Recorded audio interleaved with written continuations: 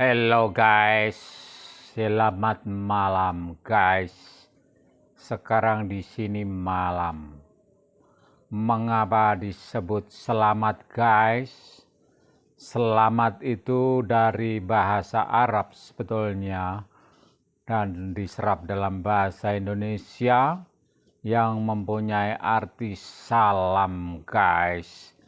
Jadi kalau salam damai berarti selamat dalam kedamaian. Salam untuk kedamaian, salam damai, selamat damai. Jadi mempunyai arti yang sama guys. Dan merupakan doa yang baik untuk semua yang terkait di dalamnya. Selamat, sejahtera, damai, sentosa, bahagia. Sehingga ketika kita mengucapkan satu kata selamat, guys, sebetulnya itu sudah mencakup semua hal. Selamat ya, atas karunia yang sudah diberikan berupa pengetahuan dan lain sebagainya. Di triwulan yang keempat di tahun ini, pelajaran sekolah Sabat menyoal banyak hal tentang Yesus Kristus di dalam kitab Yohanes. Sebagai seorang yang berlandaskan pada firman Allah, Alkitab itu adalah 100% firman Allah. Maka yang ingin saya tekankan di dalam pelajaran itu adalah marilah kita belajar sesuai dengan apa yang sudah dikatakan di dalam firman Allah itu. Jadi bila mana ada keterangan-keterangan yang disampaikan oleh para penulis, itu hanyalah penuntun. Penuntun terhadap apa yang disampaikan Allah melalui firman itu.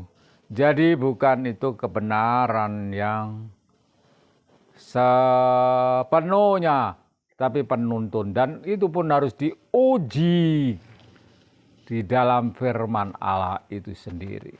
Maka di sini ketika kemarin ada sebuah acara dinyatakan oleh seorang teman bahwa di dalam kitab Yohanes 1 pasal 1 di situ dikatakan tentang Yohanes Pembaptis yang merupakan pembuka jalan bagi kedatangan Yesus, di mana dia hanyalah utusan yang diberikan oleh Allah untuk membuka jalan kedatangan Yesus dengan mengabarkannya pada orang dan membawa orang itu kepada Yesus Kristus. Di situ pun kita harus menguji apakah memang betul yang dikatakan firman Allah di dalam 1 Yohanes itu adalah demikian. Nah, oleh sebab itu kita tentu harus membaca di dalam kitab 1 Yohanes itu tentang Yohanes Pembaptis. Dan di dalam pelajaran sekolah Sabat selama triwulan itu juga dikatakan demikian. Banyak saksi-saksi Yesus Kristus, diantaranya Yohanes Pembaptis, murid-muridnya, Nikodemus, dan semua orang termasuk perempuan Samaria.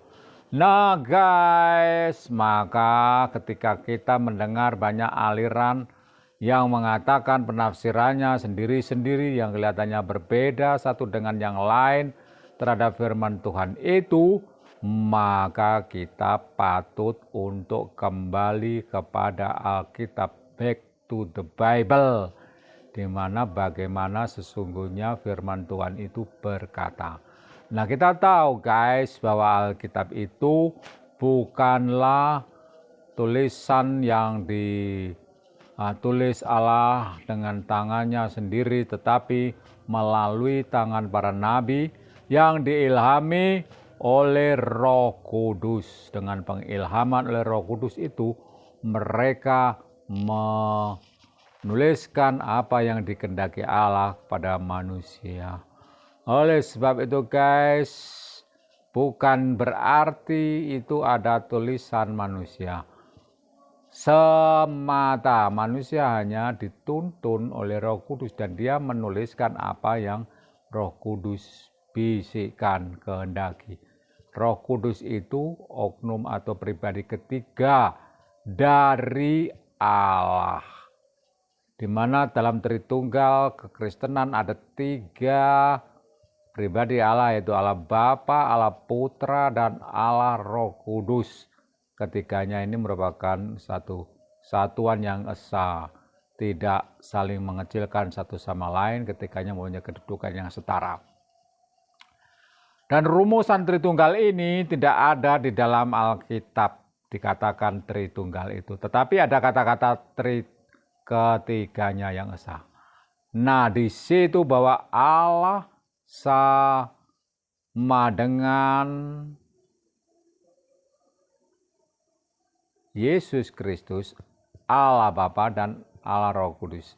Allah Bapa, Allah Putra, yaitu Yesus Kristus, Allah Roh Kudus. Bagaimana kita bisa mengatakan itu? Di dalam Kejadian 1 ayat 26 dikatakan, marilah kita menjadikan manusia seperti gambar dan peta kita. Di situ ada hubungan relasional antara 3 pribadi Allah, itu hubungan. Jadi bukan tunggal kata yang dipakai Allah itu, yaitu Elohim. Artinya 3 itu jamak. Dengan demikian ada relasi. Lantas di dalam Matius 28 ayat 19 dan 20 dikatakan bahwa pergilah ke seluruh muka bumi ini dan baptiskanlah semua bangsa atas nama Bapa dan Putra dan Roh Kudus. Aku akan menyertai kamu sampai kesudahan. Di situ ada disebut atas nama Bapa dan Putra dan Roh Kudus. Nah, di situ dirumuskan oleh para bapak gereja, diantaranya adalah Augustinus, dikatakan bahwa ketiga pribadi Allah ini adalah Tritunggal. Maka muncullah terminologi Tritunggal itu. Ya, dinyatakan pula di Alkitab bahwa Bapa dan Aku adalah satu. Di situ Yesus dan Bapa adalah satu. Dan Yesus itu adalah Allah sendiri. Dalam Yohanes 1 ayat 1 dikatakan, pada mulanya adalah firman, dan firman itu bersama-sama dengan Allah, dan firman itu adalah Allah sendiri. Nah, di sini dikatakan berarti Yesus itu adalah Allah sendiri. Nah, dia disebut sebagai firman dalam bahasa Yunaninya logos. Di sinilah logos atau firman itu menjelma menjadi manusia, datang di antara manusia, dan tinggal di antara manusia. Datang kepada manusia. Nah, di sini guys, kita tahu bahwa sesungguhnya Yesus adalah Allah. Dan di sini ada yang namanya Yesus mengatakan ketika berangkat ke sorga, naik ke sorga, sesudah kebangkitannya, dia mengatakan jangan takut, aku akan memberikan penggantiku yang akan menyertai kamu, menghibur kamu. Dialah Roh penghibur, dan dia itu adalah Roh Kudus. Siapakah yang dapat menggantikan Yesus kecuali Allah sendiri? Karena Yesus adalah Allah, dan pada hari ke-50 maka turunlah Roh Kudus itu. Hari ke-50 sesudah kebangkitannya, turunlah Roh Kudus itu guys. Dan di situ disebut hari Pentakosta, hari turunnya Roh Kudus. Dan disinilah peran Tuhan Yesus di atas muka bumi diberikan kepada wadah Roh Kudus. Dan ini dikatakan, aku akan menyertaimu sampai kesudahan. Disitulah Roh Kudus akan menyertai kita sampai kesudahan.